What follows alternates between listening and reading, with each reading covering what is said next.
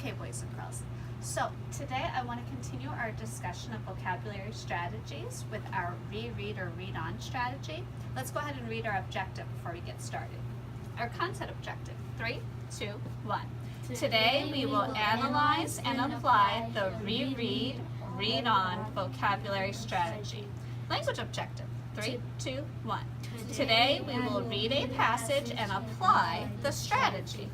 Awesome. So, my friends, what I want to remind you of that we've been learning and working on is both in our bookmark and our learning progressions. Yesterday we talked about how, based on a lot of my observations of our reading, we were falling in the level 2 word work strategy, where we are doing a great job of plugging in substitute words to figure out if it makes sense and figure out the word, what the word might mean that way by plugging in another word. But we're trying to lift our level to level 3. Where to figure out the meaning of a tricky word or phrase, we read around the word looking for clues.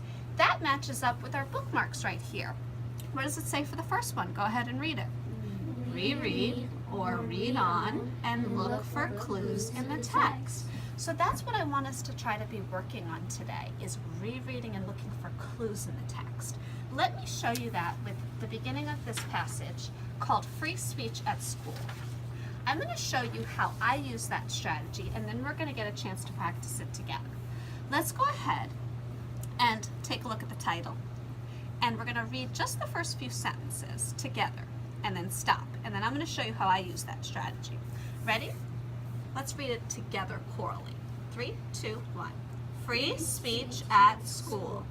Can students say anything they want at school? Freedom of expression is the most important right to express your opinions, religion, or beliefs without fear of punishment. So I'm going to stop right there. And you know what word is sticking out to me? The word expression. And when I first read that, my brain got a little confused. Like, what does the word expression mean? Freedom of expression. And I'm going to reread that sentence and try to look for clues around that word expression. I'm going to make my clues in a different color. Freedom of expression is the important right to express your opinions, religion, or beliefs without fear of punishment. Oh, so it's to like express or show your opinions, religion, or beliefs without fear of punishment. So the clues are right there in the sentence, what freedom of expression means. It's doing all of those things. So now rereading has helped me understand that a little bit better. I guess instead of just expression, it's more the whole term freedom of expression that I had to understand there. Let's go ahead now to the next sentence. There's actually a bolded word, and I bet you we'll be able to find clues around that bolded word. Are you ready? Let's read the next sentence together. A right is a power or privilege someone is fairly entitled to. Stop right there. So what's the bolded word? Right. Did that confuse you? No? Are there any clues in that sentence that help you? What clues? A right is someone's, like, they want to have a right. So what clue words in the sentence? Everybody take their pencil, circle the word right. Circle the word right. So what other clue words in that sentence help you figure out what it means? If you think you found it, underline it. Clue words in the sentence tell you what right means.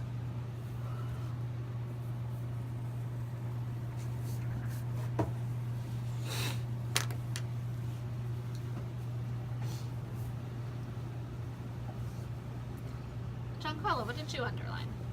Privilege someone is fairly Entitled entitled to. Oh my golly, so the words, it says a right is a power or privilege someone is fairly entitled to. That sentence basically tells you what that word right means, doesn't it? It's right there for you.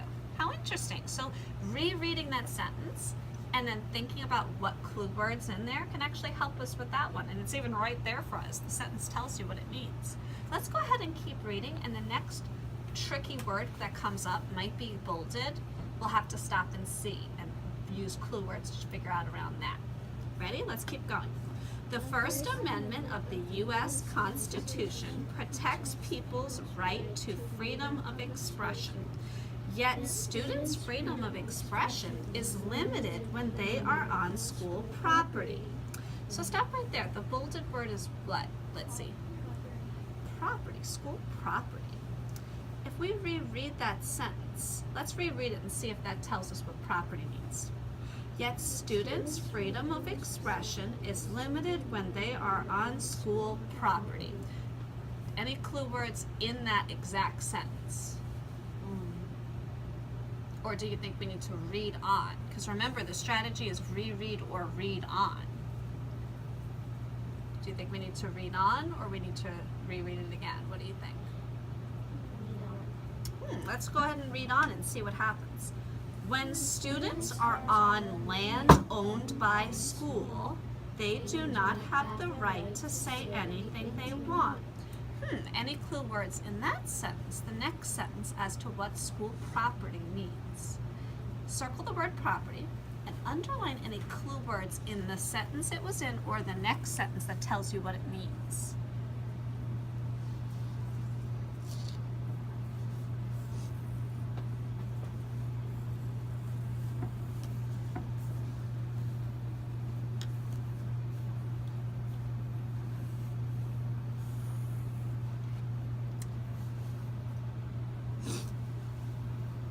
So I see some different things underlined.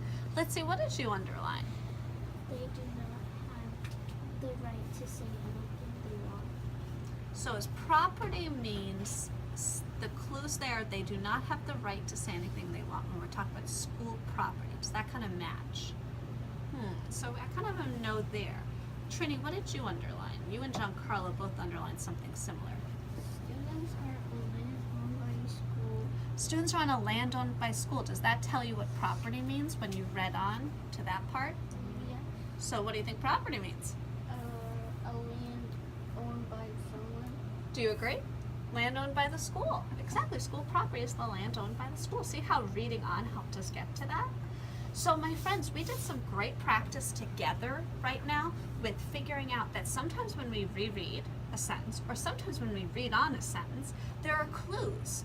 And when you search for those clues, you can figure out what that tricky word means. So you did an awesome job of that today. So today and every day when you go off to your independent reading, I want you to remember that. Sometimes reread and sometimes read on. You say it. Sometimes I need to Read. and sometimes I need to Read on. to help you figure out what a word means. Let's go ahead and read our content and language objectives and give it a thumbs up if you think we did it. Today we will analyze and apply the reread, read on vocabulary strategy. Did we learn about it, analyze it, and apply it? Next one, did we read a passage and apply the strategy? You bet.